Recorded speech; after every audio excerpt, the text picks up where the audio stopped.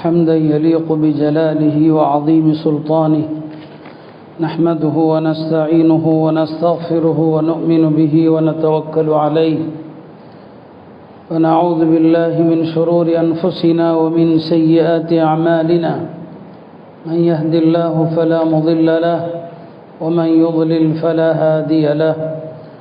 أشهد أن لا إله إلا الله وحده لا شريك له، وأشهد أن سيدنا ونبينا ومولانا محمدا عبده ورسوله، أرسله ربه بالحق بشيرا ونذيرا وداعيا إلى الله بإذنه وسراجا منيرا.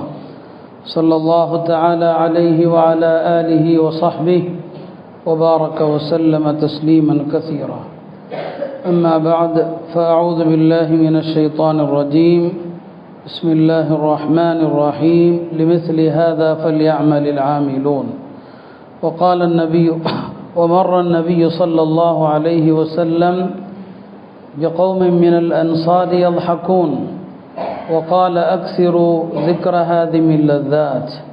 وقال أيضا لم يذكر أحد في سعة من العيش إلا وضيقه عليه، أو كما قال صلى الله عليه وسلم. கண்ணியத்திற்குரிய அல்லாஹ்வின் நல்லடியார்களே, நபி ஸல்லல்லாஹு அலைஹி வஸல்லம் அவர்கள் எல்லா நிலைகளிலும் மரணத்தை நினைவூட்டி கொண்டே இருப்பார்கள். மரணம் என்பது இந்த சபையில் சொல்லலாம், அந்த சபையில் சொல்லக்கூடாது என்று கிடையாது. சிலர் மகிழ்ச்சியான நேரங்களில் மரணத்தை பற்றி சொன்னால் இது என்ன அமங்கலமாக இருக்கிறது என்றெல்லாம் சொல்வார்கள். ஆனால் மார்க்கத்தில் அப்படி இல்லை, எந்த இடத்திலும் மரணத்தை சொல்லலாம். அதற்கு ஒரு எடுத்துக்காட்டு தான் நிக்காஹுடைய மஜ்லிஸிலே 3 ஆயத்துகள் ஓதப்படுகிறது. அந்த 3 வசனங்களில் ஒரு வசனம் என்ன? நீங்கள் முஸ்லிம்களாகவே தவிர மரணிக்க வேண்டாம். ஆக திருமணம் மனித வாழ்க்கையிலே மிக மகிழ்ச்சியான ஒரு தருணம். அந்த இடத்திலும் கூட மரணத்தை நினைவூட்டப்படுவதை நாம் பார்க்கிறோம். நபி ஸல்லல்லாஹு அலைஹி வஸல்லம் அவர்கள் ஒரு முறை அன்சாரிகளில் சிலரை கடந்து போகிறாங்க. அவங்கெல்லாம் சிரிச்சுக்கிட்டு இருக்கிறாங்க.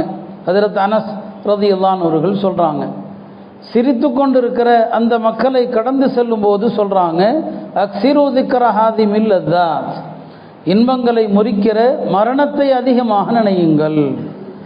சிரிக்கிற சந்தோஷமாக பேசிகிட்டு இருக்கிறாங்க. அந்த இடத்துல நபி ஸல்லல்லாஹு அலைஹி வஸல்லம் அவர்கள் மரணத்தை எண்ணுங்கள் அப்படின்னு சொன்னாங்க. இப்போ அந்த இடத்துல இன்னொரு நுணுக்கமான ஒரு விஷயத்தை சொன்னாங்க. அதாவது ஒரு நெருக்கடியில் இருக்கிற ஒரு மனிதன் வாழ்வாதார